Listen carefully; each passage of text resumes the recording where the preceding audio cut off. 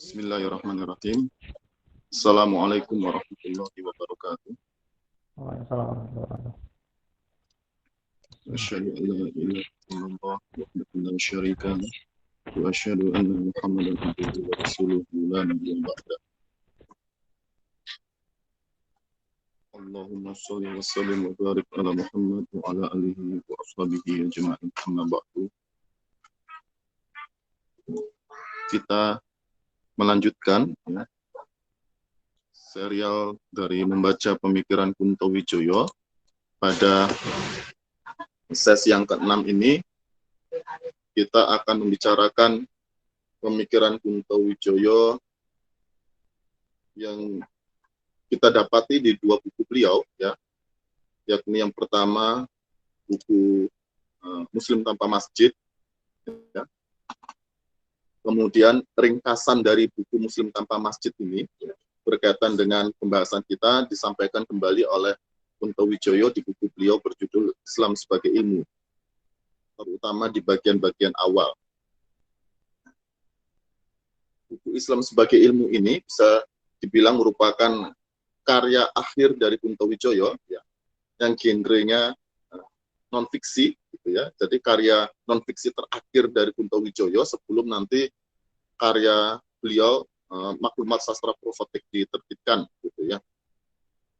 Jadi sastra profetik ini kan ada bagian fiksinya, ada bagian non-fiksinya, begitu. Tapi kalau keseluruhan karya beliau yang genrenya non-fiksi adalah Islam Sebagai Ilmu, yang merupakan ringkasan dari beberapa buku beliau yang membahas tema pengilmuan Islam, gitu ya. Ya, nanti pada akhirnya pengilmuan Islam itu dilabeli atau diberikan istilah oleh Kunto Wijoyo dengan Islam sebagai ilmu, atau diberikan nomenklatur ilmu sosial profetik, gitu ya, ilmu sosial profetik. Dan sekarang lebih banyak kita gunakan istilahnya ilmu profetik, gitu. Sosialnya hilang, gitu ya. Jadi ilmu profetik. Nah, Islam Sebagai Ilmu ya, terbit pertama kali tahun 2004. Nah, ini menjadi buku Kunto Wijoyo yang paling dikenal luas, begitu ya. Terbit tahun 2004, saya menggunakan cetakan tahun 2006. Dan cetakan tahun 2006 ini sampai sekarang masih ada di beberapa toko buku di Yogyakarta, itu masih ada ya. Yang diterbitkan Tiara Wacana, yang covernya berwarna merah.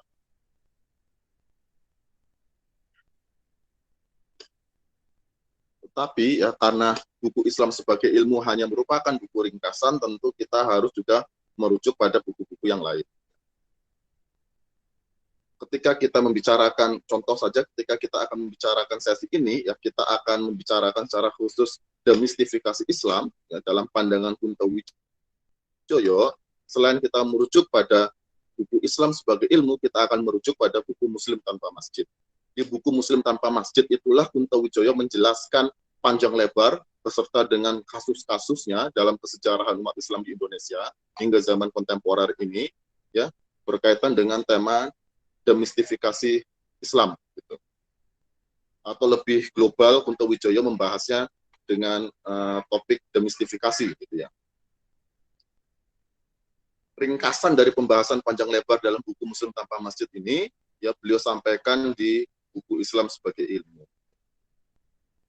Namun demikian, ya, pembahasan demistifikasi Islam ini selain merujuk pada Muslim Tanpa Masjid yang merupakan ringkasan dari buku Muslim Tanpa Masjid berkaitan dengan topik demistifikasi Islam, di buku Islam Sebagai Ilmu, Kunto Wijoyo juga di dalam bagian daftar pustaka, ya, merujuknya pada serial artikel beliau yang diterbitkan di koran. Jadi ada bagian yang bisa kita dapati di buku Muslim Tanpa Masjid, dan ada bagian yang beliau kutip atau beliau ringkas dari serial tulisan beliau di koran Republika, beliau tulis begitu, ya. Dan koran itu sudah lama, gitu ya, jadi susah kita mengaksesnya. Sehingga di buku Islam Sebagai Ilmu, sebagian pembahasannya bisa kita dapati di Muslim Tanpa Masjid, dan bagian itu panjang lebar dijelaskan beliau di buku Muslim Tanpa Masjid, ya. Sementara sebagian penjelasan yang lain, terutama berkaitan dengan tipologi mistifikasi gitu ya. Nanti kita akan bicara dalam pandangan Kunto Wijoyo ada 5 jenis mistifikasi ya. Bagian itu tidak kita dapati di buku Muslim Tanpa Masjid, tetapi kita dapatinya di serial artikel beliau di koran Republika itu ya.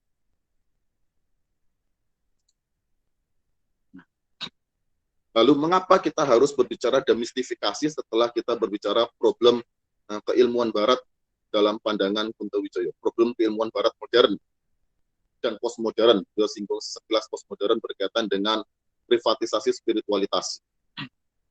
Mengapa kita setelah berbicara itu kita berbicara demistifikasi Islam?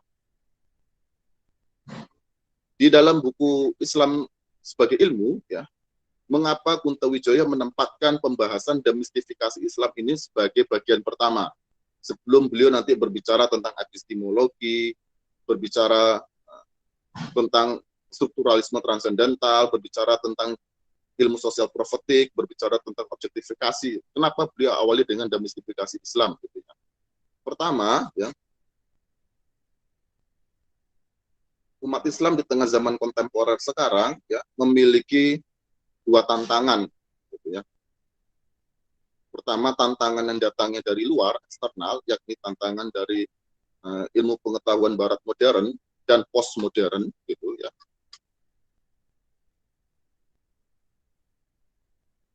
Yang itu sifatnya eksternal, yang sudah kita bahas pada pekan yang lalu, ya secara spesifik Kunto Wijoyo ketika mempermasalahkan ilmu pengetahuan barat modern, beliau secara eksplisit merujuk pada 2 paradigma besar dalam ilmu ekonomi barat modern, yakni kapitalisme dan sosialisme Marxisme. Kemudian selain ada tantangan eksternal itu, umat Islam juga memiliki tantangan internal yang harus diatasi umat Islam agar mampu untuk beradaptasi dalam kondisi lingkungan kehidupan yang kita sebut dengan zaman industri sekarang ini, gitu ya. Nah, tantangan internal inilah yang oleh Kunto Wijoyo disebut dengan tantangan mistifikasi, gitu ya. Bahwa umat Islam melakukan mistifikasi yang menyebabkan umat Islam tidak mampu untuk beradaptasi dalam kehidupan modern sekarang ini, ya, yang digerakkan oleh proses industrialisasi.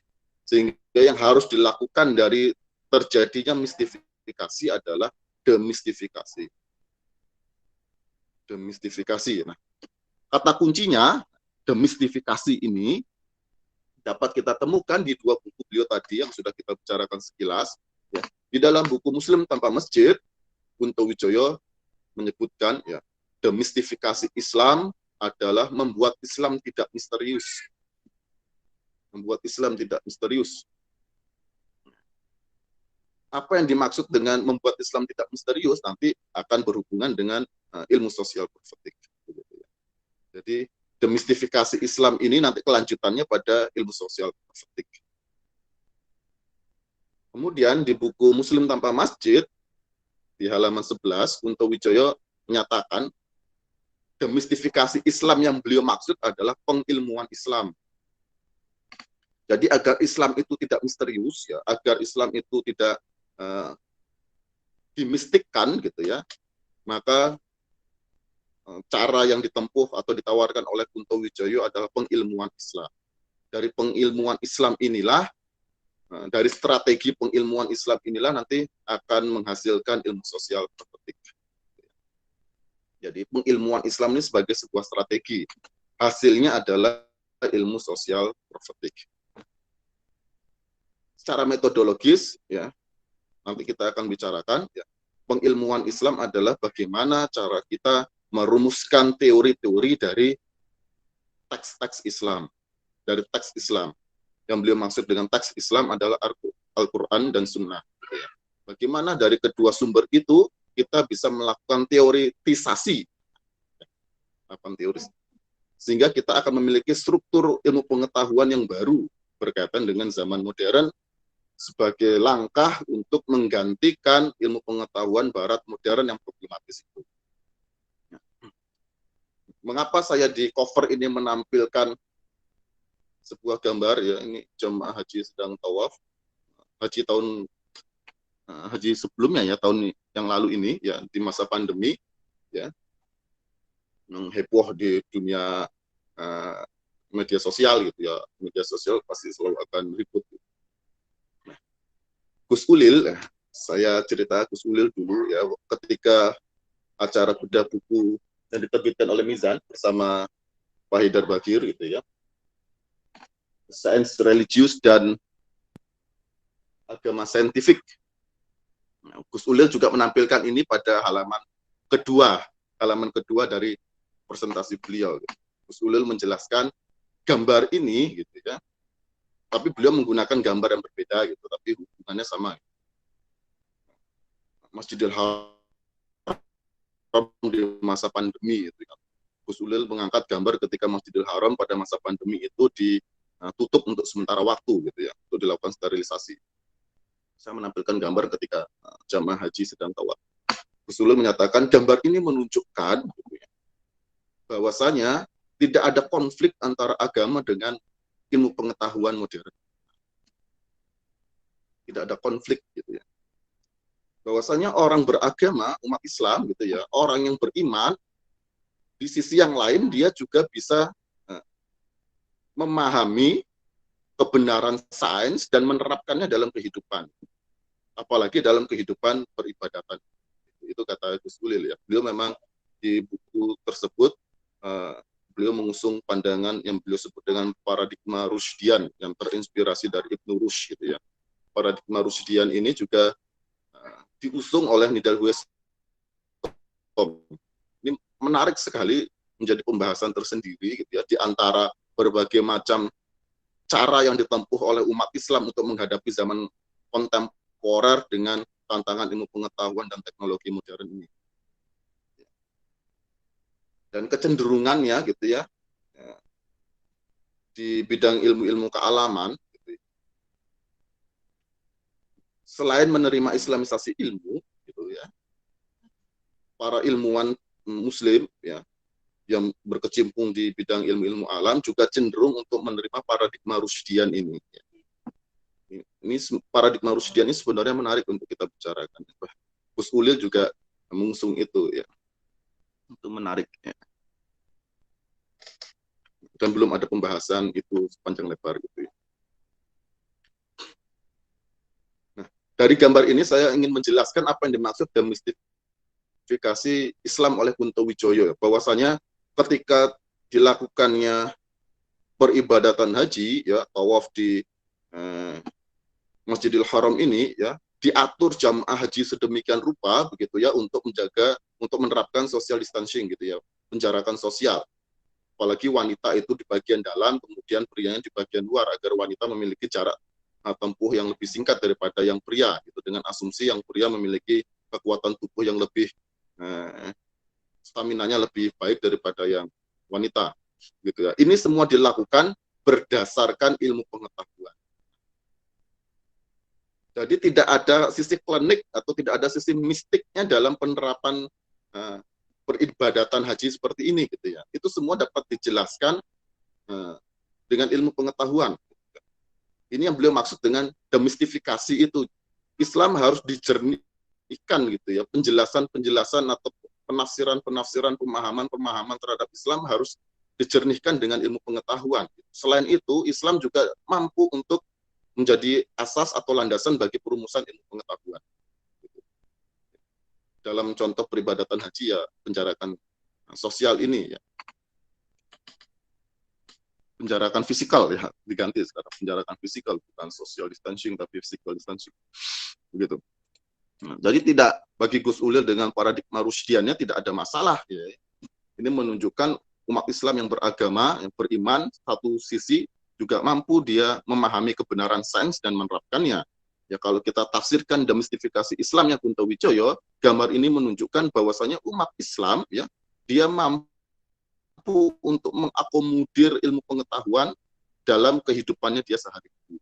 Bahkan seharusnya umat Islam dengan Islamnya itu dia mampu untuk merumuskan ilmu pengetahuan, menteoretisasi, kata Kunto Wijoyo, menteoretisasi Islam gitu ya, agar Islam ini tidak menjadi mistik gitu ya. Mengapa harus menteorisasi Islam kembali pada penjelasan materi-materi sebelumnya, bahwasanya umat Islam untuk memasuki fase industrialisasi berarti umat Islam mutlak membutuhkan struktur bangunan ilmu pengetahuan dan teknologinya. Karena dua modal itulah ilmu pengetahuan dan teknologi modern yang dibutuhkan umat Islam untuk memasuki fase industrialisasi.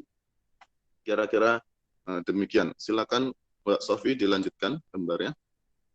Slide-nya dilanjutkan.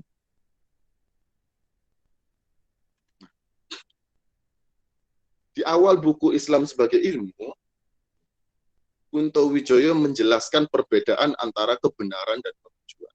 Dari sini beliau sebenarnya ingin melakukan kritik terhadap the idea of progress-nya ilmu pengetahuan barat modern. Bahwasanya dalam ilmu pengetahuan barat modern, iptek modern ya, termasuk teknologinya sebagai pengejawantahan ilmu pengetahuan barat modern untuk dapat diterapkan dalam kehidupan sehari-hari ya. Bahwasanya dalam the idea of progress iptek modern itu ya, kemajuan sama dengan kebenaran. Kebenaran adalah kemajuan. Konsekuensi dari pemahaman ini ya, suatu komunitas masyarakat dapat dikatakan dia benar kalau dia memiliki kemampuan untuk maju. Memiliki kemampuan untuk maju. Apa yang dimaksud memiliki kemampuan untuk maju itu berarti dia memiliki penguasaan terhadap iptek modern. Dalam bidang arsitektur, mudah saja kebenaran itu ya pada arsitektur modern. Arsitektur tradisional itu yang dari masa lalu itu, yang dari zaman tradisional itu tidak lagi benar dengan di zaman sekarang. Mengapa?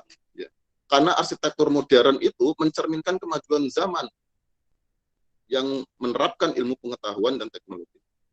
Sehingga arsitektur modern itu sebagai kebenaran. Gitu. Merupakan pengejawantahan dari ilmu pengetahuan modern dalam bentuk artefak teknologi. Nah, itu yang ingin dikritik oleh Kunto Wijoyo pada awalnya. Bahwasanya kebenaran itu tidak sama dengan kemajuan. Sebagaimana di idea of progress-nya iptek modern yang menyatukan antara kebenaran dan kemajuan. Kok dalam arsitektur itu terakumulasi atau dapat kita temukan dalam pernyataannya Adolf Loos, seorang arsitek dari Austria, tokoh arsitek modern pada masa-masa awal ya, pada akhir abad ke-19 ya. Adolf Loos itu membuat sebuah esai singkat ya, 10-an halaman lah gitu. Di dalam esai itu Adolf Loos mengatakan ornament is a crime. Ornamentasi pada arsitektur itu sebagai sebuah perbuatan kriminal. Itu kejahatan. Zaman modern sekarang, kebenaran, kebaikan itu pada arsitektur yang tanpa ornamentasi. Kalau kita masih menggunakan arsitektur yang penuh dengan ornamentasi, hiasan, gitu, itu seperti orang-orang zaman dahulu yang suka mentato tubuhnya, gitu ya. Suka menindik kupingnya, sebagaimana masyarakat di Borneo, gitu kan. Secara eksplisit ya, Adolf Loos menunjuk Borneo, gitu. Itu suku-suku tradisional, itu ya. Dia bukan orang modern. Tanda dari ketradisionalan mereka ya, lihat saja tubuhnya banyak tato gitu ya, banyak ornamentasi yang melekat pada tubuhnya. Itu tidak benar karena tidak menandakan kemajuan. Arsitektur modern yang menandakan kemajuan dan kebenaran ini secara sekaligus ya, dia harus tanpa ornamentasi. Itu sedikit dari bidang arsitektur. Nah, kata Kunto Wijoyo, kebenaran itu tidak mengalami penambahan maupun pengurangan. Kebenaran itu tidak mengalami perkembangan seiring waktu. Kebenaran dari dulu sampai sekarang tetap gitu ya. Sifatnya non akumulatif. Dia tidak terakumulasi seiring waktu gitu kebenaran itu. Nah, Kunto Wijoyo menyebutkannya contoh dari kebenaran ini adalah agama, filsafat dan seni. Masalahnya Kunto Wijoyo tidak menjelaskan apa yang dimaksud kebenaran filsafat dan kebenaran seni. Tapi Kunto Wijoyo fokus pada kebenaran agama yang akan kita bicarakan nanti. Gitu ya. Tetapi kita bisa meraba-raba ya, kalau kebenaran agama itu mudah gitu ya, kebenaran yang tidak mengalami perkembangan gitu ya, kebenaran yang sifatnya non kumulatif itu mudah kita pahami. karena bersumberkan dari kitab suci yang asalnya dari Tuhan gitu ya. Tapi kalau filsafat bisa jadi kita tebak-tebak begini ya, namanya filsafat Aristoteles, sampai sekarang kita masih berbicara kebenaran-kebenaran dalam filsafat Aristoteles. Begitu juga dengan seni, sampai sekarang kita masih menikmati Mozart gitu ya, kita masih menikmati Beethoven ya. Walaupun zamannya sudah terus maju gitu ya. Jadi seni dari zaman-zaman terdahulu itu masih ada kebenarannya yang non-kumulatif tadi gitu. Sementara kemajuan bagi Kuntowijoyo selalu mengalami perkembangan seiring waktu sehingga sifatnya kumulatif. Itu disebut oleh Kuntowijoyo dengan kemajuan ya, mengalami perkembangan seiring waktu yang sifatnya menjadi kumulatif. Contohnya apa? Iptek dan teknologi. Ilmu pengetahuan dan teknologi. Iptek tadi itu. Ya. Sehingga hampir tidak bisa kita gunakan lagi capaian-capaian iptek dari zaman Yunani kuno untuk kehidupan modern, hampir tidak bisa kita gunakan lagi. Mengapa? Karena dari zaman Yunani kuno ya, kemudian iptek itu terus diwarisi ya, sepanjang berabad-abad, terakumulasi dia. Iptek itu semakin maju lah gitu ya, semakin mengalami penyempurnaan dalam kritik-kritik yang dilakukan ya. Terjadi kritik, ditemukan kesalahannya, diperbaiki, ditemukan kelemahannya, diperbaiki, sehingga sifatnya kumulatif begitu. Sehingga apa ya, iptek yang dari zaman yang lalu itu tidak lagi bisa digunakan untuk zaman yang sekarang, khususnya di masa industrialisasi. Ilmu pengetahuan ekonomi yang tradisional itu dengan barter itu ya tidak bisa lagi kita gunakan sekarang, yang basis produksi kita pabrik dan perusahaan jasa transnasional gitu ya, tidak lagi bisa digunakan. Bagaimana cara barternya gitu ya. Nah, pembedaan antara kebenaran dan kemajuan ini oleh Kuntowijoyo beliau tegaskan ya di halaman keempat buku Islam sebagai ilmu itu ya, orang itu seringkali mencampurkan antara kebenaran dan kemajuan. Sehingga pandangannya tentang kebenaran terpengaruh oleh kemajuan-kemajuan yang disaksikannya. Ini dikritik oleh Kuntowijoyo khususnya umat Islam. Jangan melihat kemajuan iptek itu sebagai sebuah kebenaran. Sehingga beliau melakukan kritik terhadap iptek modern. Kebenaran itu terpisah dari kemajuan. Itu ditegaskan oleh Kuntowijoyo. Kebenaran itu tidak sama dengan kemajuan. Dan kemajuan pun belum tentu sebagai sebuah kebenaran. Kemudian, secara epistemologis, ya, di buku Islam sebagai ilmu, setelah membedakan antara kebenaran dan kemajuan, ya, Kuntowijoyo membahas aspek epistemologi dari pragmatisme. Pragmatisme sebagai aspek aksiologi, khususnya dari pragmatisme. Sebagai sebuah sistem nilai ya. Mengapa beliau membahas Islam dengan pragmatisme ya, membandingkan antara Islam dengan pragmatisme, tidak dengan positivisme, tidak dengan rasionalisme, empirisme segala macam? Karena bagi Kuntowijoyo ya, pragmatisme inilah yang paling bertanggung jawab mendorong kemajuan peradaban barat sampai peradaban barat mampu mencapai industrialisasi, mampu mewujudkan industrialisasi karena pragmatisme ini. Yang oleh Kuntowijoyo secara eksplisit beliau merujuknya pada William James gitu. Kemudian beliau membahas dalam pandangan William James, agama itu ya bukan kebenaran agama itu bukan karena dia memiliki kitab suci yang berasal dari Tuhan, tetapi karena pengalaman-pengalaman yang berfungsi pragmatis dalam kehidupan. Bagi Kuntowijoyo, ya pragmatisme ini adalah sebuah paham yang menolak kebenaran yang tidak berguna. Jadi sesuatu itu dinyatakan benar kalau berguna mencapai tujuan. Tujuan itu apa? Secara eksplisit ya industrialisasi tadi itu ya. Segala hal gitu ya yang tidak mendukung tujuan ini maka oleh pragmatisme dianggap sebagai sebuah bukan kebenaran. Itu bukan kebenaran. Karena tidak berguna bagi manusia untuk mewujudkan industrialisasi zaman modern, peradaban modern. Tentu saja ini akan dampaknya dalam tata nilai yang memunculkan kehidupan yang permisif gitu ya. Semua hal diperbolehkan dalam pragmatisme ini. Yang penting mencapai tujuan. Sementara ya, setelah membahas pragmatisme, sementara dalam Islam, kata Kuntowijoyo ya, beliau mengutip dua ayat ya. Pertama dalam Al-Baqarah 147, Al-haqqu min rabbika wala takunanna minal mumtarin gitu ya. Kebenaran itu adalah dari Tuhanmu. Kemudian dalam surah Ali Imran ayat 196, janganlah sekali-sekali kamu terperdaya oleh kebebasan orang-orang kafir yang bergerak di dalam negeri. Yang kata Kunto Wijoyo, kebebasan orang-orang kafir ini kemudian beliau jelaskan bahwasanya orang kafir itu maju dari segi ekonomi, maju dari ilmu pengetahuan, maju dari teknologi gitu. Jangan sekali-sekali kamu terperdaya dengan itu. Karena itu kemajuan yang belum berarti kebenaran, bukan berarti kebenaran, tidak berarti kebenaran. Kenapa? Karena kebenaran itu hanya yang datangnya dari Tuhan. Janganlah kamu ragu, jangan kamu terperdaya dengan orang-orang kafir, dengan kemajuan ipteknya itu. Itu kemudian disimpulkan oleh Kunto Wijoyo ya.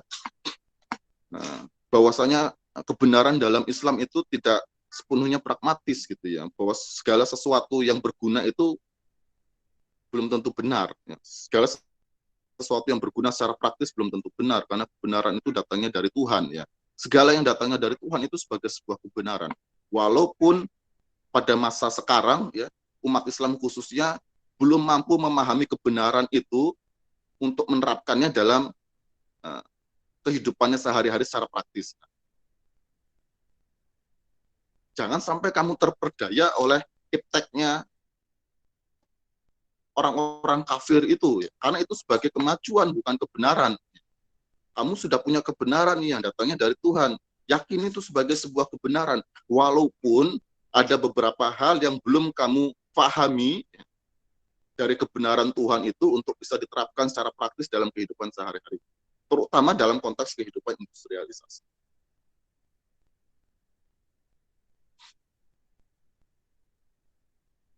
Dari sini sebenarnya Kunto Wijoyo itu ya ingin istilahnya ya menyentil kita gitu ya. Kita punya kebenaran sendiri. Dari kebenaran kita sendiri itulah mari kita melakukan teoritisasi.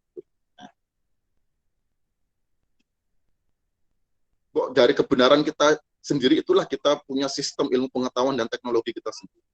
Agar kita bisa maju, agar kita mengalami kemajuan. Gitu ya.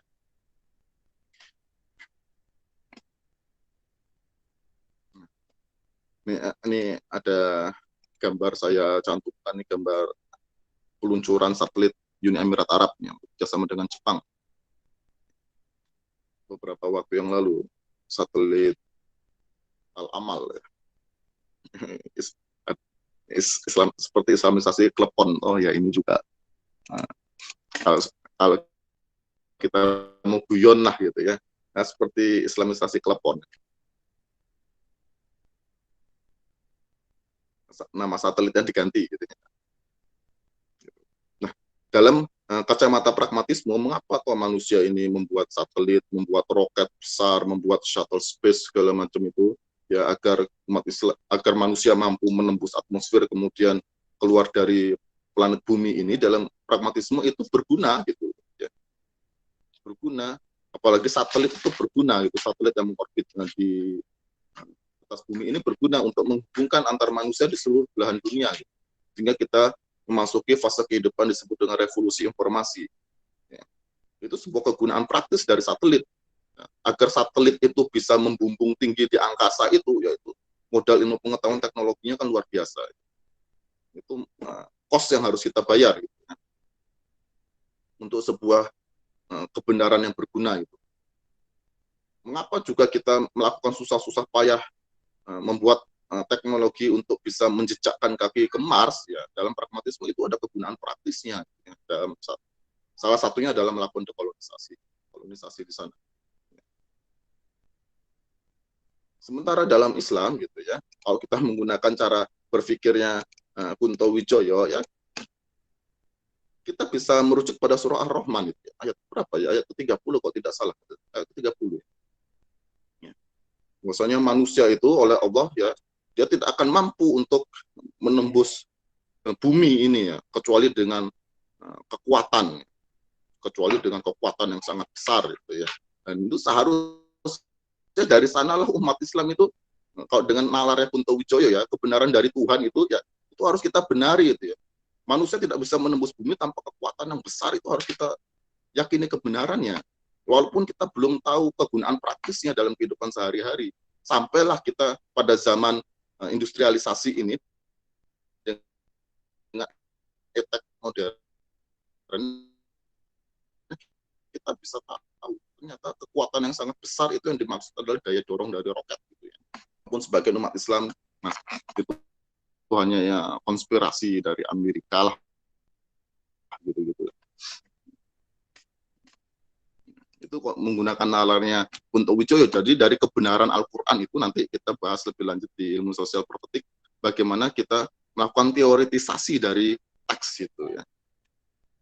Dalam bidang ilmu alam itu sebenarnya sudah kesamaan metodologi dengan Kunto Wijoyo itu sebenarnya sudah dilakukan oleh Pak Agus Purwanto ya. Dengan nalar ayat semesta itu cara berpikirnya sama dengan Kunto Wijoyo. Hanya Kunto Wijoyo fokus pada ilmu-ilmu sosial humaniora, Pak Agus Purwanto fokus pada ilmu-ilmu kealaman, khususnya fisika gitu ya.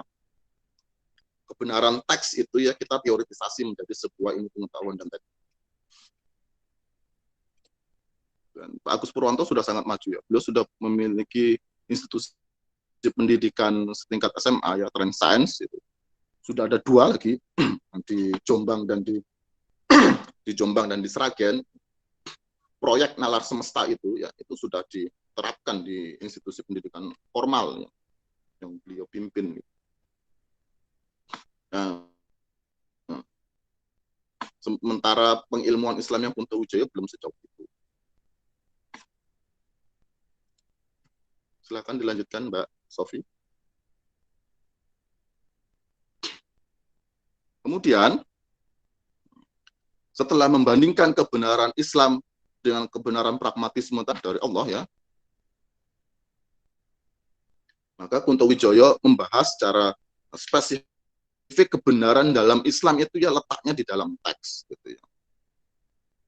Segala sesuatunya akan kembali pada teks itu. Kenapa? Karena kebenaran dalam Islam itu dalam teks. Bukan dalam artefak teknologis yang mensimbolkan kemajuan. Gitu ya. Tapi dalam teks. Ini untuk menegaskan bahwasanya memang ada pembedaan antara kebenaran dengan kemajuan itu dalam pandangan Kunto Wijoyo. Beliau membawa pandangan Islam itu. Nah, kebenaran dalam teks ini ya beliau kutip dari Ali Imran ayat ke-103.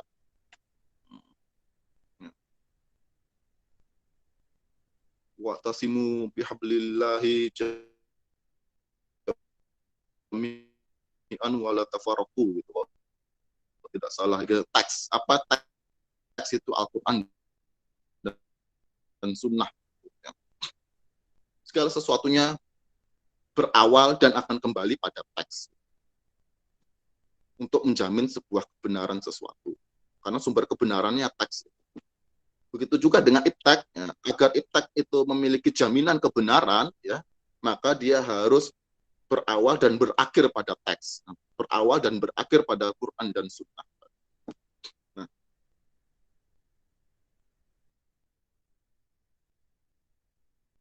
kata Kunto Wijoyo, secara umat Islam sepanjang sejarah ada 3 macam metode. Ya. Bagaimana untuk mengelaborasi kebenaran atau bagaimana untuk menderivasi kebenaran, mengembangkan kebenaran ini menjadi sebuah kemajuan. Ya. Nah, kata Kunto Wijoyo, sepanjang sejarah umat Islam sudah melakukan 3 macam metode. Pertama, demystifikasi.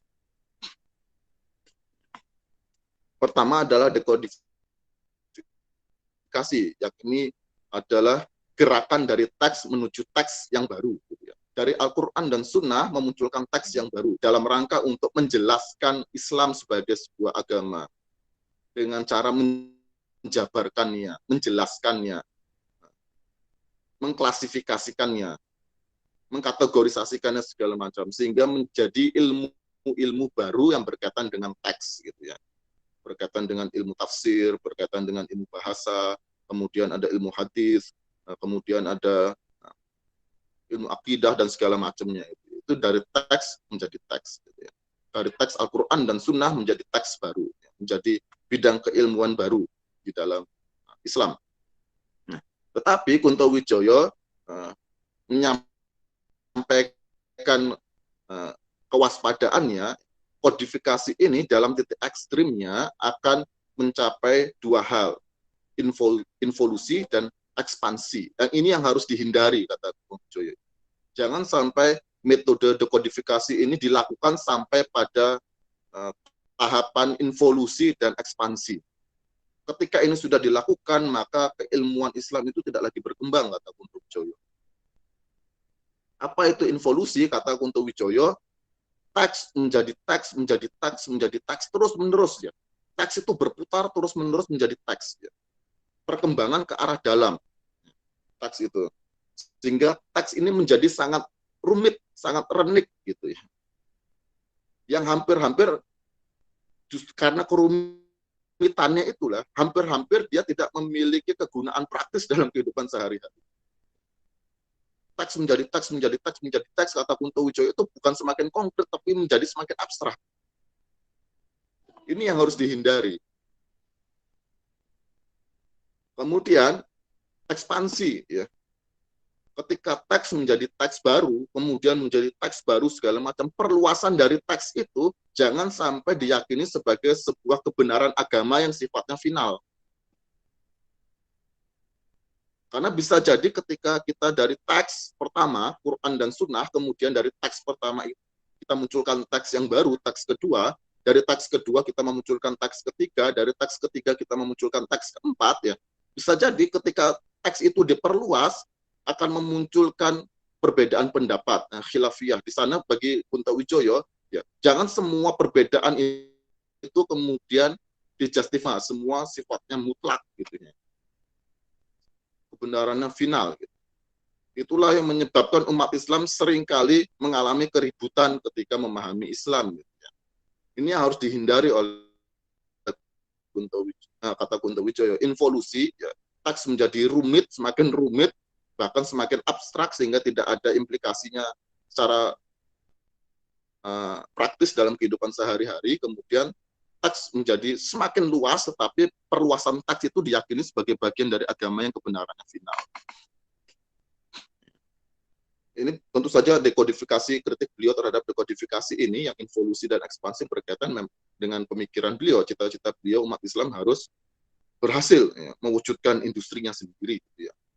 Dalam skala yang lebih umum ya, bangsa Indonesia harus berhasil memasuki fase industrialisasi. Karena ketika teks menjadi semakin rumit dan abstrak, ya sudah dipastikan dia tidak akan mampu untuk mewujudkan industrialisasi. Ya, industrialisasi itu ya asasnya iptek modern tadi itu yang sifatnya konkret tadi itu.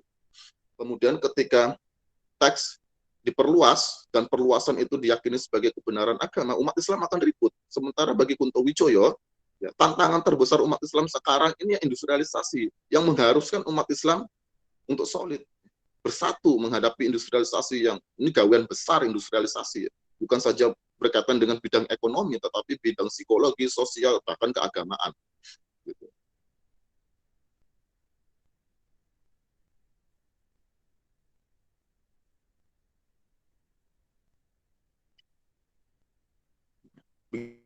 Gitu ya. Kemudian yang kedua, metode kedua yang dilakukan oleh umat Islam adalah islamisasi ilmu. Kalau dari teks, dekodifikasi dari teks menjadi teks, kalau islamisasi ilmu kata Kunto Wijoyo dari konteks menjadi teks. Apa yang dari luar, gitu, konteks dari luar, gitu ya, khususnya ilmu pengetahuan Barat modern itu dikembalikan kepada teks. Kita akan membahas yang islamisasi ilmu ini dalam sesi tersendiri. Gitu. Sekarang kita fokuskan pada pembahasan yang poin ketiga, demistifikasi. Kata Kunto Wijoyo, demistifikasi itu dari teks menjadi konteks, dari teks menuju konteks gitu ya. Kalau islamisasi pengetahuan dari konteks menuju teks,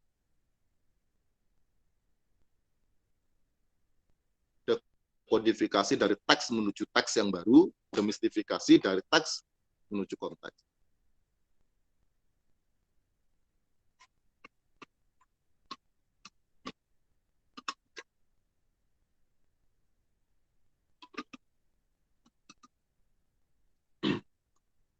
Nah, dalam pemikiran Kunto Wijoyo berkaitan dengan demistifikasi.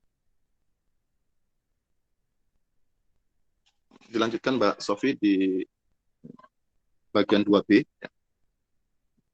Ya. Kunto Wijoyo membedakan ya, ada 5 jenis mistik atau ada 5 jenis mistifikasi yang sudah dilakukan umat Islam terhadap Islam.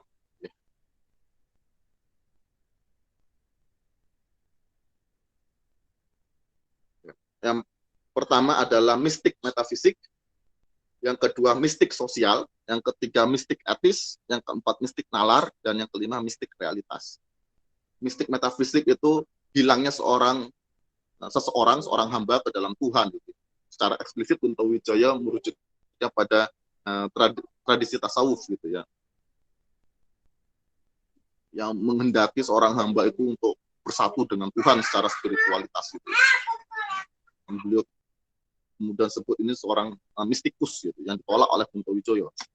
Kenapa? Karena kecenderungan seorang mistikus ketika dia sudah mencapai pengalaman spiritual itu dia ingin hilang dari dunia. Dia ingin bersatu dengan Tuhannya. Dia tidak lagi ingin mengurusi kehidupan sosial gitu, kehidupan dunia. Kemudian mistik sosial adalah hilangnya individu manusia ya dalam satuan yang lebih besar.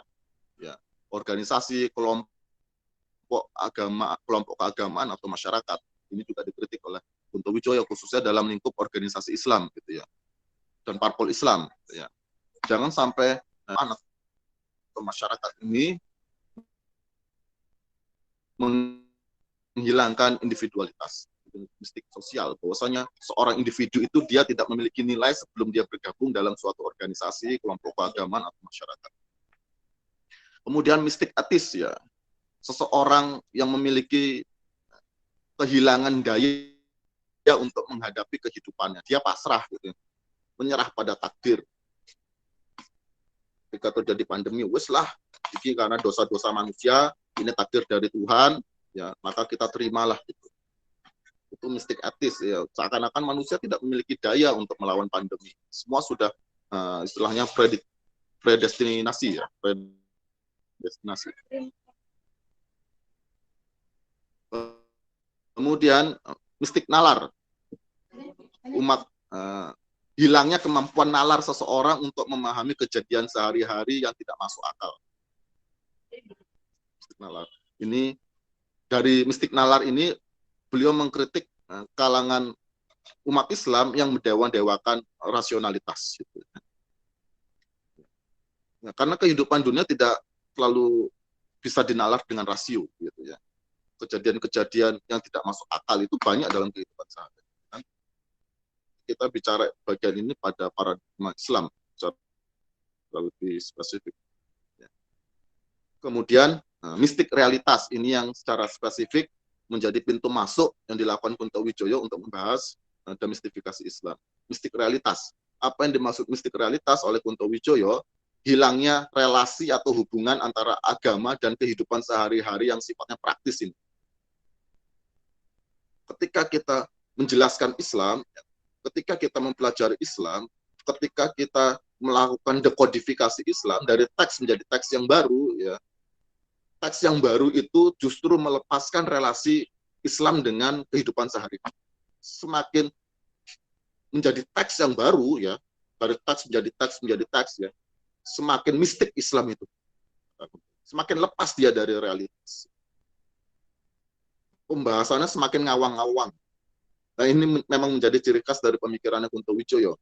Kunto Wijoyo itu mencoba menarik Islam yang sudah abstrak itu ya, yang berasal dari teks dari Tuhan itu ke tataran yang lebih konkret ke bawah. Jadi orientasinya Kunto Wijoyo ke bawah.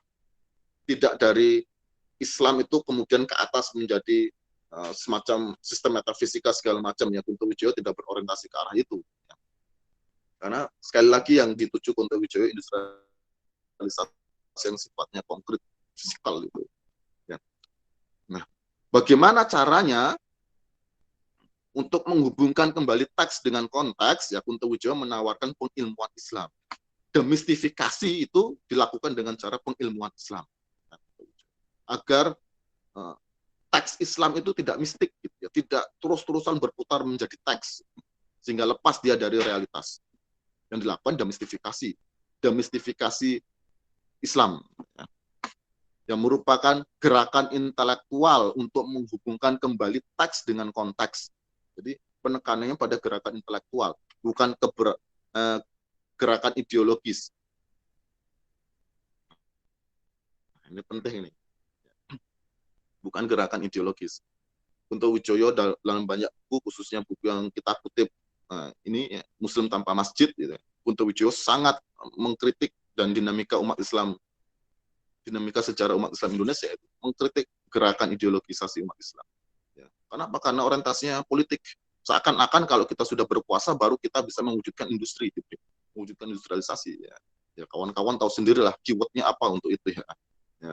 Segala masalah selesai kalau kita bisa punya apa, gitu ya. Nah, yang orientasinya politik. Ya. Sementara bagi Kunto Wijoyo, demistifikasi Islam itu intelektualitas. Gitu. Bagaimana gerakan intelektual ini kembali menghubungkan teks dengan konteks, agar umat Islam dapat mengenali lingkungan kehidupannya dengan baik. Sekarang sedang terjadi apa toh? Dari segi ekonomi, dari segi politik, dari segi sosial, dari segi kebudayaan, lingkungan-lingkungan itu ya, lingkungan ekonomi, lingkungan sosial, ekonomi, politik segala macam itu harus dipahami. Cara memahami itu dengan cara teks menjadi konteks. Teks harus dikaitkan kembali dengan konteks. Kalau sudah memahami inilah, kata Kunto Wijoyo, baru umat Islam mampu melakukan perubahan terhadap konteks. Bagaimana cara kita memahami kehidupan sehari-hari ini, kemudian bagaimana cara kita melakukan transformasi. Nanti ini juga terakumulasi pada paradigma Islam. Gitu ya. Silakan.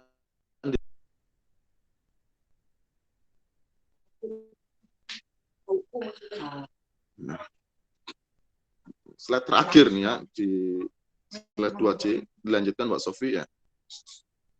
Nah, Kunto Wijoyo menyatakan di buku Muslim Tanpa Masjid ya, agama itu telah berpaling dari keselamatan dunia akhirat.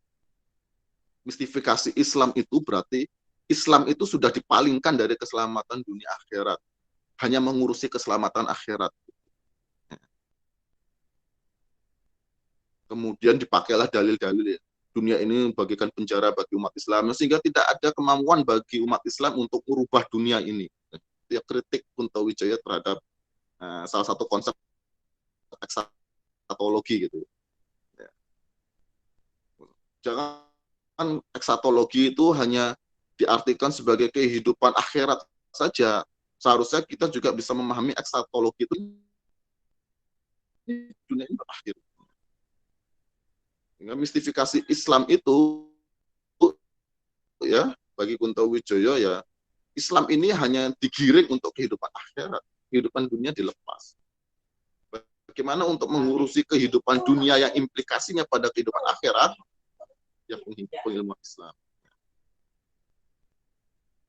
Nah, pengilmuan Islam ini menjadi semakin urgent, kata Kunto Wijoyo ya, karena kegagalan kita untuk merumuskan ilmu pengetahuan dan teknologi baru ya, yang modern ini menyebabkan umat Islam terbelakang dalam konteks industrialisasi.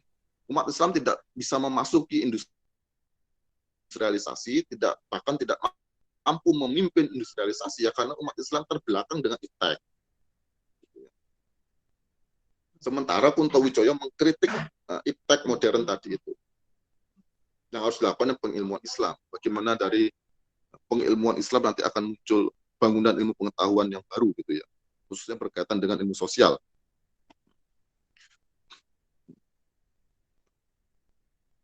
Apa yang dimaksud dengan pengilmuan Islam ya, kata Kunto Wijoyo dalam buku Muslim Tanpa Masjid adalah teoritisasi Islam, perumusan teori-teori Islam dengan mendaya gunakan kecerdasan kolektif umat Islam. Nah, di sini yang dimaksud oleh Kunto Wijoyo, umat Islam ini harus bersatu, orientasinya harus gerakan intelektual. Karena apa? Perumusan teoritisasi Islam, teori-teori Islam ini sifatnya kolektif, ya nggak bisa hanya sendirian. Apalagi komunitas kecil nggak bisa. Ini harus dilakukan serempak oleh umat Islam, Muslim Tanpa Masjid itu. Ya. Tapi kita butuh ilmu-ilmu yang lain untuk menghadapi industrialisasi. perumusan teori-teori Islam ini, ya bahasa mudahnya ya iptek Islam lah begitu ya. Ini merupakan cara untuk merealisasikan kepentingan pragmatis Islam untuk membangun peradaban. Jadi untuk membangun peradaban dunia ini ya kita butuh iptek. Ya, iptek ini mentalis gitu ya, secara instrumental. Ini modal kita, alat kita ya untuk membangun peradaban di dunia ini. Mengapa kita tidak menggunakan iptek dari Barat yang orientasinya kemajuan, itu sudah diketahui. Sehingga kita butuh iptek baru yang sumbernya dari kebenaran teks tadi. Teori teks sebagai sumber kebenaran tadi itu ya fungsinya sebagai kepentingan pragmatis saja untuk membangun peradaban, sehingga tidak berarti ilmu untuk ilmu. Ya. Ketika kita sudah punya teori ekonomi Islam, kita selesai, kita puas gitu. Kita sudah berhasil nih dari teks menjadi menapak pada konteks sekarang ekonomi Islam. Bagi Kunto Wijoyo nggak berhenti sampai di sana, karena kegunaan praktis atau kegunaan pragmatis dari iptek tadi ya untuk melakukan perubahan. Sehingga kalau kita menggunakan nalarnya Kunto Wijoyo, keberhasilan iptek ya, profetik gitu ya, keberhasilan pengilmuan Islam yang indikatornya adalah perubahan sosial, perubahan realitas kehidupan sehari-hari kita yang konkret dan praktis ini ya. Kehebatan suatu kinerja komunitas gitu ya, komunitas keilmuan dalam rangka merealisasikan pengilmuan Islam ini tidak diukur dengan berapa jumlah jurnal ilmiah, berapa sitasi, nggak berhenti sampai di sana. Karena kalau kita hanya ngomong jurnal ilmiah, sitasi, belum tentu ada korelasi positifnya terhadap perubahan realitas kehidupan. Nah itu kalau kita menggunakan nalarnya Kunto Wijoyo ya, sehingga semua kerja intelektual itu harus diamalkan ya agar apa umat Islam menjadi pelopor perubahan sosial. Kita melakukan teoritisasi ilmu-ilmu keislaman gitu ya, teori-teori Islam gitu, kita melakukan teoritisasi, hasil akhirnya harus perubahan realitas kehidupan. Sehingga memang orientasi Kunto Wijoyo ini ke bawah ya. Teks yang abstrak itu dia harus mampu digunakan untuk merubah realitas kehidupan yang konkret fisikal ini. Nah, dalam rangka melakukan perubahan itu ya dengan teori-teori Islam ini, ya, kata Kunto Wijoyo, fokus utamanya emansipasi dan transformasi. Jadi buku Muslim sebagai ilmu. Kemudian dari sana agenda prioritasnya yang pertama harus teoritisasi. Ini kata Kunto Wijoyo ya. Yang pertama kali agenda yang harus dilakukan dengan pengilmuan Islam. Nah, kata Kunto Wijoyo, pengilmuan Islam itu ada 3, teoritisasi, strukturasi, dan transformasi. Prioritasnya teoritisasi. Kita harus punya bangunan ilmu yang baru. Nah, disinilah nanti kritik beliau terhadap islamisasi ilmu pengetahuan sebenarnya. Kenapa? Karena islamisasi ilmu pengetahuan itu tidak mampu secara otentik untuk melakukan teoritisasi. Kita hanya mengandalkan konteks dari luar untuk kita kembalikan kepada teks. Kita harus melampaui itu, kata Kunto Wijoyo. Tapi bukan berarti islamisasi pengetahuan kemudian ditolak secara mutlak oleh Kunto Wijoyo ya. Kemudian kedua adalah strukturasi. Yang dimaksud oleh strukturasi oleh Kunto Wijoyo itu bukan penguasaan struktur, apalagi struktur kenegaraan, bukan. Yang dimaksud Kunto Wijoyo dengan strukturasi adalah kecenderungan perubahan realitas kehidupan di dunia. Jadi ya, kalau kita menggunakan Zainuddin Sadar ya futurologi lah gitu ya. Kenapa? Karena teoritisasi ini kan butuh waktu yang panjang. Bersamaan dengan itu kita harus mampu untuk memprediksi perubahan kehidupan dunia ini berdasarkan kecenderungan-kecenderungan data. Futurologi kan begitu. Dengan kondisi kita sekarang ini, 20 tahun kemudian, kemungkinan kondisi kita seperti apa? Itu disebut dengan strukturasi. Agar apa? Agar teoritisasi yang kita lakukan itu mampu konteks untuk beberapa jangka waktu tahun ke depan gitu ya. Di sini Kunto Wijoyo itu mengarahkan teoritisasi bukan saja untuk kebutuhan sekarang, tetapi juga untuk masa yang akan datang. Apalagi peradaban Barat modern dengan the idea of progress-nya dia, ya, yang menyatakan kemajuan sebagai sebuah kebenaran, menyebabkan ilmu pengetahuan dan teknologi itu cepat basi gitu. Ya, sehingga ketika kita melakukan teoretisasi ilmu-ilmu keislaman, nah kita harus mampu memprediksi ke depan agar ilmu kita tetap relevan. Gitu. Dan yang ketiga baru transformasi. Ini agenda prioritas yang disampaikan oleh Kunto Wijoyo berkaitan dengan pengilmuan Islam, gitu ya, dalam rangka untuk melakukan demistifikasi Islam. Kira-kira begitu yang dapat saya sampaikan berkaitan dengan pemikiran Kunto Wijoyo demistifikasi Islam. Allahu a'lam bishawab. Silakan Mas Ferdi.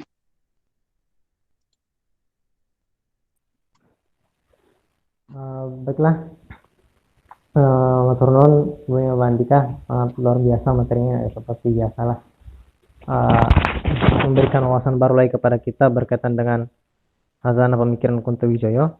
Nah, selanjutnya ini Pak Andika ada respon daripada Ustaz Nuruddin. Ini jenengan sendiri aja atau perlu tak bacakan ini, Pak? Nah, ya, Ustaz Nuruddin ya. Saya langsung saja ya Mas Ferdi ya. Siap. Saya berpikir soal dekodifikasi involutif ini misalnya bisa dicontohkan dari tren kajian hermeneutika di berbagai universitas Islam, di mana kemudian yang terjadi adalah berputar-putar dalam upaya interpretasi teks dengan berbagai aneka alat tafsir barunya, ya, tanpa menghasilkan perubahan apapun dari sisi realitas. Ya, benar sekali Ustadz Nuruddin. Ini yang dikritik oleh Kunto Wijoyo. Di buku di buku Muslim Tanpa Masjid, kita sudah bicarakan topik yang sama pekan yang lalu, Ustaz. Ya. Di buku Muslim Tanpa Masjid itulah Kunto Wijoyo mengkritik gitu ya, teks-teks yang berputar-putar, tetapi secara eksplisit memang Kunto Wijoyo tidak menyebut kajian hermeneutika, tapi hermeneutika ini kan dari teks menjadi teks. Kita mencari feminisme dalam Islam, kemudian kita menyebutnya dengan feminisme Islam atau kita menyebutnya dengan feminisme Muslim segala macam gitu ya. Itu yang dikritik oleh Kunto Wijoyo karena tidak merubah apa-apa itu. Kalau kita ingin, nah kita berangkat umpamanya feminisme berangkatnya dari tesis apa, atau berangkatnya apakah dari tesis kekerasan seksual terhadap wanita umpamanya gitu, atau tesis-tesis berkaitan dengan perendahan kaum wanita gitu ya, dengan kondisi lingkungan yang patriarki itu. Nah kalau kita menggunakan Kunto Wijoyo, Islam punya sumber kebenaran, teks itu, dari teks itulah kita melakukan teoretisasi ya, berkaitan dengan bagaimana kita menempatkan wanita, segala macam posisi wanita dalam Islam, segala macam sampai pada implikasi praktisnya, gitu ya. Bagaimana hak dan kewajiban wanita, gitu ya, berkaitan dengan ekonomi, sosial, budaya, segala macam. Ketika terjadi konflik, seumpamanya kekerasan seksual atau eksploitasi wanita segala macam, kita kembali ke teks. Dari teks itu kita harus memunculkan sampai sifatnya praktis kehidupan. Hingga pada akhirnya ya pengilmuan Islam untuk menghadapi tesis eksploitasi wanita segala macam itu ya, pada akhirnya adalah melakukan pendampingan, advokasi, pemberdayaan di lapangan itu, membersamai korban-korban itu. Kalau kita melakukan pengilmuan Islam begitu ya, kita tidak kemudian bersibuk ria di menara gading perguruan tinggi begitu ya, dari teks menjadi teks, kemudian jurnal ilmiah, kemudian disitasi segala macam, kemudian kita puas dengan itu dan kita merasa wanita akan berdaya segala ya. Justru akan menjadi semakin rumit, dan kerumitan itu kadang-kadang menyebabkan kebingungan. Ya. Sudah realitas tidak berubah dan kita kadang semakin bingung. Begitu. Ya. Sehingga kalau kita memang menggunakan nalarnya Kunto Wijoyo ini ya, ayolah kita melakukan teoretisasi ilmu-ilmu keislaman berkaitan dengan tesis yang diangkat oleh feminisme itu, ya, kemudian amalkan itu, ya, kita advokasi ke lapangan, kita melakukan pendampingan terhadap korban dan segala macam, dan itu sudah dilakukan oleh kawan-kawan kita juga dengan Yayasan Peduli Sahabat segala macam itu ya, itu sudah berjalan dengan baik gitu ya. Kira-kira begitu Ustadz Nuruddin ya. Di buku Muslim Tanpa Masjid kata Kunto Wijoyo itu disebut dengan vulgarisasi, kata Kunto Wijoyo, melakukan sesuatu yang tidak berguna gitu ya, vulgarisasi ya. Dari teks menjadi teks, dan ketika menjadi teks, semakin banyak teksnya itu semakin tidak berguna. Itu yang dikritik oleh vulgarisasi, Kuntowijoyo menyebutnya. Saya juga tidak tahu apa implikasi praktisnya pembahasan feminisme yang rumit-rumit segala macam itu menjadi teks yang semakin renik gitu ya. Kerangka teoretiknya semakin rumit itu ya. Oh, masalahnya tetap ada gitu ya. Gitu. Kira-kira demikian Ustadz Nuruddin, Allahu a'lam bishawab. Baiklah, semisal ada teman-teman yang lain yang ingin memberi tanggapan atau ingin bertanya, bisa secara langsung melalui tinggal unmute dan lakukan share video, atau bisa lewat chat. Monggo.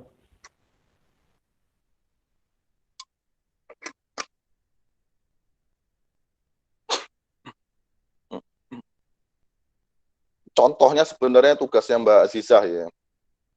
Iya, Pendampingan Aziza ini, Pak. pendampingan PSK gitu ya. Pendampingan PSK gitu.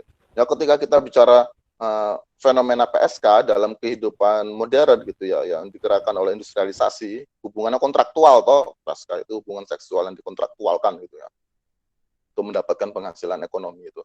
Ya, kita tidak akan berbicara masalah feminisme segala macam, mutar-mutar. Kita pengilmuan Islam itu kita langsung saja gitu ya.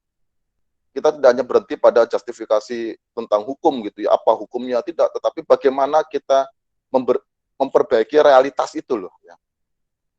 Bagaimana PSK itu hilang gitu ya. Bagaimana dari wahyu itu kemudian kita derivasi menjadi ilmu pengetahuan dalam rangka untuk menangani fenomena PSK. Kalau bahasanya Ustadz Arif Wibowo itu, ya realitas itu kadang kotor gitu ya. Realitas itu kadang kotor. Yang beliau sendiri sebut, bayangkan itu sebagai sebuah got lah realitas itu ya. Di dalam got itu ada kucing gitu pokoknya. Di dalam got itu ada kucing. Ustadz Arif Wibowo berkali-kali menyampaikan kepada kami, ya. Kalau kita hanya dalili kucing, kita berdiri di atas got gitu ya, dalili kucing itu ya, bahwasanya yang dilakukan kucing itu adalah salah, ya kucing itu lama-lama dia akan mati gitu. Jebur ke got dan lama-lama dia akan tenggelam itu di dalam kotoran got itu. Ya, kata Ustadz Arif Bowo ya, Islam yang kita pahami itu ya harus mendorong kita untuk masuk ke got dan menyelamatkan si kucing itu. Ya dalam menyelamatkan si kucing itulah mau tidak mau ya kita harus berlumur kotoran segala macam, tetapi kita bisa membersihkannya kembali. Kira-kira begitu analogi yang disampaikan oleh Ustadz Arif Bowo ya. Itu yang dilakukan oleh salah satunya Mbak Azizah dengan fenomena PSK itu ya. Dan studi kasus menariknya ya, Mbak Azizah ini melakukannya studi kasus ya, langsung wawancara segala macam ya. Ini dari Mbak Hanifah Zahra ya. Gerakan intelektual itu tadi dikatakan bukan sekedar menghasilkan cuna-cuna saja, melainkan harus ada perubahan realitas yang dilakukan. Bolehkah jika dicontohkan Pak dalam satu bidang tertentu dalam melalui proses gerakan intelektual itu hingga dapat merubah realitas? Dan bagaimana menurut Pak Andika dengan masa sekarang yang dikatakan sebagai generasi intelektual? Gini, ini pengalaman saya saja. Ya ini sebagai sebuah kritik juga ya. Kadangkala kita begini loh. Ya memang kita mengenal Tridharma perguruan tinggi, pengajaran, penelitian, dan pengabdian. Tetapi semua itu ya selalu difahami sebagai sebuah administrasi saja gitu ya. Administrasi formal saja. Pengabdian dilakukan karena seorang dosen memang harus melakukan pengabdian sebagai seorang dosen gitu ya. Ya nanti ya implikasinya terhadap kredit segala macam lah untuk kenaikan pangkat segala macam. Sehingga memang orientasi dari awal pengabdian yang administrasi formal itu ya dampaknya memang tidak banyak gitu. Ya. Walaupun sekarang ada berbagai macam program pengabdian yang multi-year segala macam ya. Tetapi kalau kita berangkat dari nalarnya Kuntowijoyo ya, nanti kita akan bicara ketika sudah ilmu sosial profetik ya. Intelektual profetik adalah intelektual yang dia masuk ke dalam masyarakat gitu. Dia menjadi bagian dari masyarakat itu untuk merubah gitu. Ya. Kalau dalam pengabdian kan tidak, kita kadang menjaga jarak gitu ya. Dan waktu kita cuma sempit, hanya beberapa bulan saja gitu ya. Beberapa bulan harus ada produknya juga susah gitu. Kemudian setelah pengabdian selesai, ya sudah kita tinggalkan itu gitu, mereka. Dianggap mereka sudah bisa melakukan perubahan sendiri dengan stimulus yang sudah kita berikan. Ya. Kadang yang pengabdian kan cuma ngasih materi, ngasih wejangan, segala macam. Ya. Pengabdian yang administratif formal itu. Tetapi dalam pemikiran Kunto Wijoyo, ya nanti di bagian ilmu sosial profetik, ya, intelektual profetik itu ya, kita sebagai seorang intelektual, kita sehari-hari harus berada di tengah masyarakat.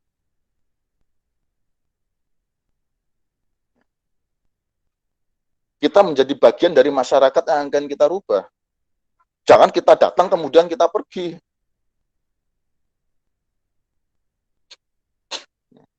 Ini contoh nih, contoh ya. Di bidang arsitektur Islam, ya, yang berfokus pada arsitektur masjid, ya, sebagai tipologi fungsional arsitektur yang memiliki hierarki nilai tertinggi, ya masjid itu kan ruang yang paling tinggi kedudukannya bagi umat Islam. Ya. Salah satu permasalahan yang menjadi concern saya kan berkaitan dengan fungsi masjid. Ya. Bahwasanya masjid itu bukan hanya untuk ibadah mahdoh, bukan hanya untuk sholat, tetapi masjid juga memiliki fungsi ibadah ghairu mahdoh, berkaitan dengan fungsi-fungsi keduniawian ini. Fungsi-fungsi berkaitan dengan kehidupan duniawi umat Islam gitu ya, berkaitan dengan ekonomi, budaya, sosial, politik bahkan sekali, militer bahkan gitu ya. Nah, kalau kita menggunakan format pengabdian yang ada, ya kita kerjasama sama takmir masjid, kemudian kita buat sana semacam pengajian gitu ya, kemudian kita sampaikan materi, Bapak Ibu, masjid itu seharusnya begini, bukan cuma untuk sholat. Ya. Memang begitu ya.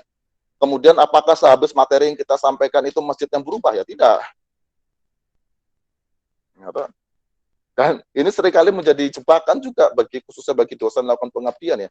Banyak sekali objek-objek pengabdian itu ya, masyarakat yang perbolehkan kita melakukan pengabdian banyak sekali menerima kita karena orientasinya kita membawa dana gitu loh. Ya. Bukan orientasinya mereka mau berubah gitu ya. Bukan itu. Aku mau berubah nih, tolong dong kalangan intelektual merubah aku. Enggak gitu sekarang. Banyak masyarakat tuh, ayo dong pengabdian di tempat kami, tapi bawa dana ya. Begitu masyarakat sekarang. Kecenderungan ya, fenomenanya begitu, tidak semua. Nah, kalau kita menggunakan nalarnya Kunto Wijoyo, seharusnya seperti apa masjid, dan Kunto Wijoyo sudah membicarakan masjid di masjid tanpa bus segala macam itu, dan generasi muslim tanpa masjid, ya kita menjadi bagian dari jamaah masjid itu. Bahkan kita menjadi bagian dari ketakmiran masjid itu. Rubahlah masjid itu. Kita sebagai orang yang diberikan pemahaman keilmuan, ya, menjadi seorang intelektual itu, ya sifatnya harus profetik. Ya. Jebur itu ke sana. Buatlah masjid itu menjadi pilot project. Yang jangka waktunya bisa sangat panjang. Tentunya. Nah, kira-kira begitu, Mbak Hanifah. Begitu juga dengan kawan-kawan semuanya, ini ada Mas Asad mungkin di sini ya. Seharusnya ada Mas Asad ya, di bidang hukum syariah. Hukum ekonomi syariah ya. Hukum ekonomi syariah ya. Bicara BMT gitu ya. Daki-daki segala macam, tetapi cuma di teks gitu ya. Kemudian buat pengabdian dia dikumpuli orang-orang, begini loh BMT itu kelebihannya dibandingkan bank begini bla bla bla bla bla ya. Ya nggak berubah apa-apa. Ini diharapkan oleh Kunto Wijoyo itu, ya mbok langsung temani BMT. Kalau belum ada BMT, buat BMT di sana. Kira-kira begitu nalarnya Kunto Wijoyo, sehingga bagaimana kawan-kawan mahasiswa gitu ya Mbak Hanifah, saya selalu mendorong kawan-kawan mahasiswa khususnya di perkuliahan saya di mata kuliah arsitektur masjid itu, yang buat mahasiswa itu aktif di masjid. Kalau tidak bisa jadi takmir, jadi jamaah lah gitu loh. Nah, semoga dengan itu pelan-pelan mahasiswa bisa berperan aktif di masjid itu. Ya. Karena kalau kita menggunakan pemikiran Kunto Wijoyo sekalipun ya, perubahan secara kultural itu bagi umat Islam diawali dari perubahan di masjid. Sehingga kenapa Kunto Wijoyo membahas masjid panjang lebar ya. Tanpa bus, masjid tanpa bus khususnya pada masjid permukiman, dan generasi muslim tanpa masjid khususnya masjid kampus gitu ya. Jadi apa yang harus dilakukan mahasiswa ya, marilah kita terlibat aktif di masjid, dan ini seharusnya menjadi kampanye gitu ya. Teman-teman SID ini kan semuanya teman-teman SID ini aktif di masjid ya, baik masjid di pesmanya masing-masing, baik di masjid kampus maupun baik masjid di permukiman yang masing-masing, ya ini seharusnya menjadi gerakan kampanye. Karena Kuntowijoyo sendiri perubahan itu dari masjid, dan agar mempercepat perubahan yang terjadi di masjid harus ada keterlibatan dari kalangan intelektual muda, khususnya mahasiswa. Nah, di sana pentingnya. Ya, kalau sudah mahasiswa tidak mau terlibat di masjid, ya akan susah terjadi perubahan itu. Kira-kira begitu Mbak Hanifah. Allahu a'lam. Nah, Ustadz Nuruddin kembali ini. Ya, soal pragmatisme yang dikritik Kuntowijoyo, mengingat itu adalah filsafat dominan di Amerika, tempat Kuntowijoyo belajar di sana. Kebenaran dipahami sebagai kebenaran praktis, bukan metafisik. Anehnya pragmatisme ini kok seakan memunculkan paradoks, karena misal banyak penemuan-penemuan ilmiah macam black hole yang tidak terkait dengan kebutuhan praktis manusia, tetapi lebih ke arah metafisik. Mestinya karena secara praktis tidak berguna, maka tidak perlu dikembangkan. Nah, itu sebentar saya ambil buku dulu.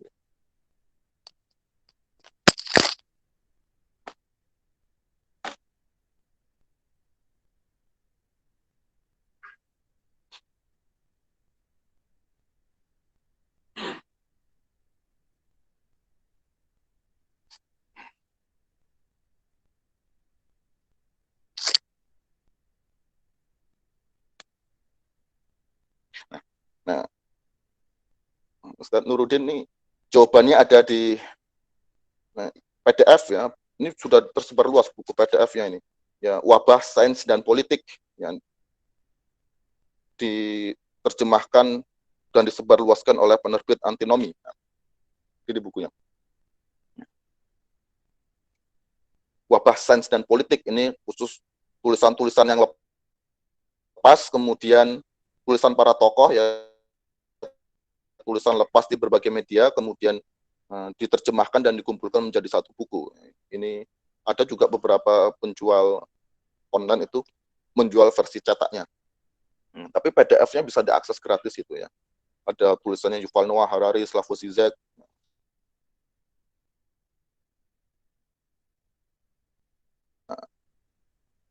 Dr. Ethan Siegel, beliau seorang ahli astrofisika gitu ya. Beliau menulis dengan judul 3 Cara Sains Membimbing Kita Melewati Pandemi. Jadi bagaimana sains itu bisa, ya tentu saja tidak semua penulis ini orang-orang yang beriman gitu ya. Bagaimana sains ini menjadi alat bagi manusia untuk bisa menyelesaikan pandemi. Bahkan sains satu-satunya harapan yang dimiliki manusia untuk keluar dari pandemi. Nah, dari tulisannya ini,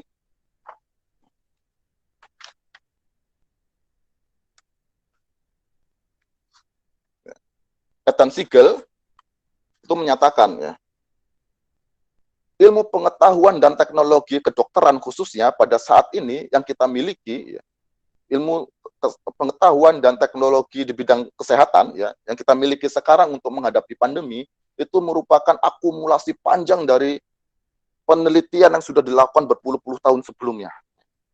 Dari penelitian dasar sampai penelitian terapan. Nah, di sini dicontohkan oleh Ethan Siegel ya. Bagaimana seorang astrofisikawan gitu ya, meneliti apakah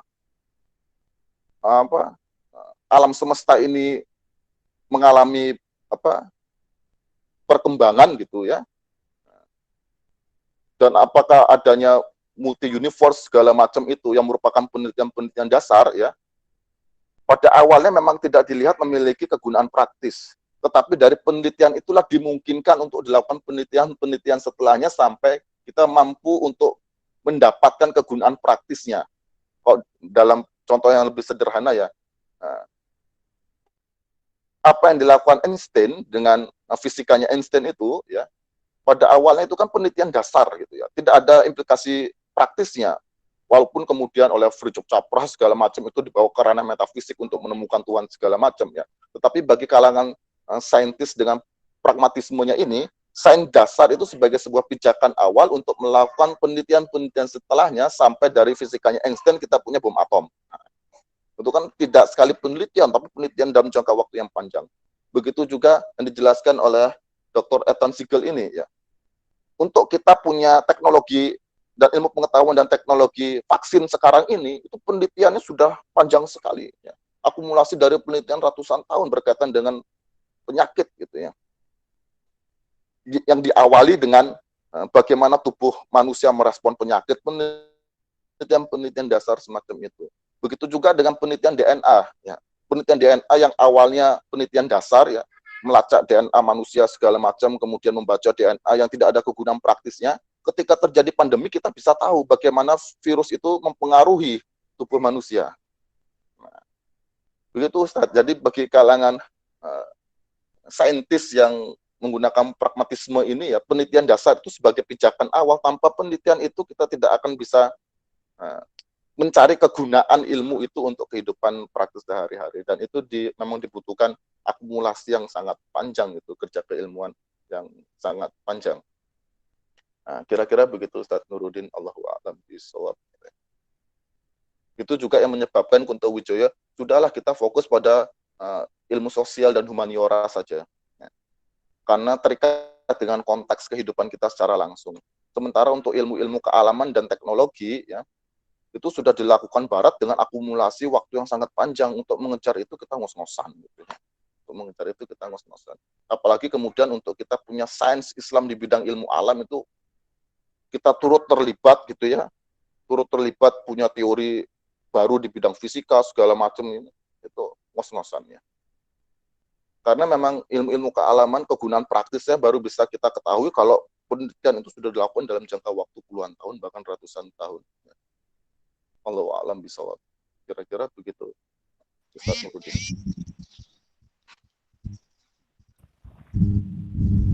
Baiklah. Ini ada yang mau bertanya, Pak. Assalamualaikum Pak Andika. Waalaikumsalam warahmatullahi wabarakatuh. Mau bertanya Pak Andika mengenai Islamisasi pengetahuan. Saya Henry ini dengan HP dari istri ini. Mohon izin. Silakan Pak Henry. Tadi dikatakan Pak Kunto Wijoyo itu mengkritik ya Ustaz, tentang Islamisasi pengetahuan ya.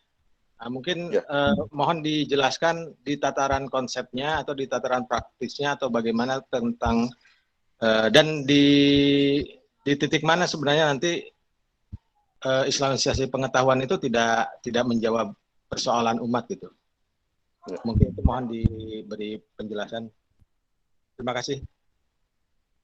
Terima kasih Pak Henry. Ya, ini sebenarnya kita akan punya sesi khusus berkaitan dengan pemikiran Kunto Wijoyo berkaitan dengan topik Islamisasi pengetahuan, ya, Islamisasi ilmu pengetahuan. Ya. Ini penjelasannya panjang Pak Henry, tetapi singkatnya begini, ya. Islamisasi ilmu pengetahuan itu berangkatnya dari konteks ke dalam teks, gitu ya, kata Kunto Wijoyo. Dalam arti capaian ilmu-ilmu pengetahuan Barat modern, ya, kemudian kita serap dan kita sesuaikan dengan Islam, dengan teks Islam kita. Gitu ya. Di bidang ilmu sosial humaniora, kata Kunto Wijoyo, itu tidak bisa dilakukan. Tidak bisa dilakukan sepenuhnya. Mengapa? Karena ilmu sosial humaniora itu kan terikat dengan konteks. Kita sedang meneliti atau kita sedang ingin merubah kondisi masyarakat yang mana. Gitu. Namanya kita ingin merubah kondisi bangsa Indonesia. Apakah ilmu sosial humaniora yang dirumuskan orang-orang Barat itu ya tepat untuk memahami bangsa Indonesia? Itu yang pertama. Sehingga seluruhnya bisa kita lakukan Islamisasi terhadap capaian-capaian bidang ilmu mereka. Gitu ya. Kemudian ya, apakah kita bisa menggunakan ilmu sosial humaniora dari Barat itu untuk melakukan transformasi khususnya industrialisasi di Indonesia? Dan itu yang digunakan. Ya, ilmu ekonomi digunakan ketika melakukan transformasi kehidupan bangsa Indonesia di masa Orde Baru, sehingga kita memiliki industrialisasi seperti sekarang ini. Karena ilmu yang kita gunakan itu tidak konteks dengan kondisi masyarakat kita di Indonesia, ya, dan tidak konteks dengan keyakinan masyarakat di Indonesia, maka dampak-dampak buruk industrialisasi yang terjadi di Barat juga dialami oleh kita. Sehingga di bidang ilmu sosial humaniora, Kunto Wijoyo menyatakan tidak semuanya bisa kita Islamisasi. Berbeda dengan kasusnya di bidang ilmu kealaman. Kunto Wijoyo menyatakan begitu ya. Tetapi Kunto Wijoyo memang tidak banyak berbicara di bidang ilmu kealaman karena bidang keilmuan beliau bukan di ranah itu. Nah, contoh begini, Kunto Wijoyo menggunakan analisis kelas untuk menganalisis fenomena industrialisasi di Indonesia. Nah, analisis kelas ini kan dari Marxisme gitu ya. Tetapi Kunto Wijoyo melakukan Islamisasi terhadap analisis kelas tadi, bahwasannya masyarakat itu terdiri dari dua kelas ya, ada burjus, ada proletar. Burjus adalah masyarakat yang memiliki alat produksi, proletar adalah masyarakat yang dipekerjakan tanpa memiliki alat produksi segala macam. Gitu. Itu digunakan oleh Kunto Wijoyo. Analisis kelas itu digunakan. Tetapi kemudian Kunto Wijoyo melakukan penyesuaian ya, mengembalikannya kembali ke dalam teks Islam, khususnya pada bagian ini. Dalam analisis kelas Marxisme, bahwasanya benturan antar kelas itu dinisayakan untuk memunculkan sebuah kelas baru gitu ya, sebuah masyarakat tanpa kelas gitu ya. Jadi burjus dengan proletar itu akan berbenturan, selalu terlibat dalam konflik, dan itu sebagai sebuah keniscayaan dalam Marxisme. Ya. Jadi untuk menciptakan sebuah masyarakat tanpa kelas, syaratnya adalah konflik tadi itu. Itu yang ditolak oleh Kunto Wijoyo berangkat dari teks Islam. Ya. Bahwasanya dalam Islam konflik itu harus diminimalkan, bahkan harus dihilangkan, bukan justru konflik itu harus ditimbulkan. Nah, ini dikritik. Satu sisi analisis kelas itu bisa melihat, tetapi asumsi-asumsi yang lain harus disingkirkan. Ya. Kira-kira begitu Pak Hendri ya. Jadi penolakan Kunto Wijoyo terhadap Islamisasi ilmu pengetahuan itu berkaitan dengan khususnya pada ilmu sosial dan humaniora. Kalau di bidang ilmu kealaman, Kunto Wijoyo menyatakan Islamisasi dapat dijalankan dan berguna di bidang itu. Tetapi memang Kunto Wijoyo tidak secara khusus membicarakan ilmu kealaman. Dalam titik ini, apa yang disampaikan oleh Kunto Wijoyo hampir sama dengan Syed Farid Alatas ya, dan Syed Hussein Alatas. Ya. Orang Barat itu sudah salah untuk memahami masyarakat kita, gitu, ya. Masyarakat Melayu di Malaysia maupun yang masyarakat Islam di Indonesia, sehingga kita harus punya kacamata tersendiri untuk melihat apa yang sedang terjadi di masyarakat kita untuk dalam rangka melakukan perubahan itu. Kira-kira begitu Pak Hendri. Iya, terima kasih ya Pak Andika. Sama-sama Pak Hendri. Kalau saya lihat juga sebenarnya kalau kita meniru proses industrialisasi Barat, kita tahunya di dampak positifnya aja mungkin ya. Yeah. Karena sekarang kan dampak lingkungan gitu ya, dampak sosial baru kelihatan setelah berpuluh tahun jangka waktu yang lama, dan ketika kita sudah melangkahkan kaki kita untuk mengikuti mereka sudah sampai di titik ketika dampak buruk itu kemudian terjadi dan kita sudah terlambat. Gimana ya? Ya, benar sekali Pak Hendri. Sehingga memang fokusnya Kunto Wijoyo di ilmu sosial dan humaniora, Pak. Jadi nanti ilmu sosial profetiknya Kunto Wijoyo itu pertama tahapnya adalah bagaimana kita menghadapi dampak-dampak negatif dari industrialisasi Barat yang terjadi di Indonesia pada khususnya. Jadi dengan ilmu sosial humaniora itulah kita mampu untuk menghadapi dampak-dampak negatif itu, menyelesaikan dampak negatifnya. Kemudian yang kedua, baru kita mampu melakukan transformasi sosial, mempersiapkan masyarakat kita ya dengan struktur keilmuan yang baru untuk kita bisa mewujudkan industrialisasi yang berbeda. Karena Kunto Wijoyo meyakini ada jalan lain untuk melakukan industrialisasi. Begitu Pak Henry. Jadi untuk kita punya industrialisasi sendiri itu kita tidak langsung berkutat pada teknologi gitu Pak. Bagaimana kita masuk ke lab-lab buat teknologi segala macam. Itu sudah dilakukan Barat gitu loh. Dan itu sudah jauh dilakukan Barat. Tetapi yang sekarang menjadi konsennya Kunto Wijoyo, bagaimana capaian-capaian teknologi itu ya mampu kita pilah dan mampu kita terapkan dalam masyarakat kita. dengan ilmu kita sendiri berdasarkan kondisi masyarakat kita yang mayoritas beragama Islam. Nah, itu menjadi konsennya Kunto Wijoyo, Pak Henry. Terima kasih Pak Andika. Sama-sama Pak Henry.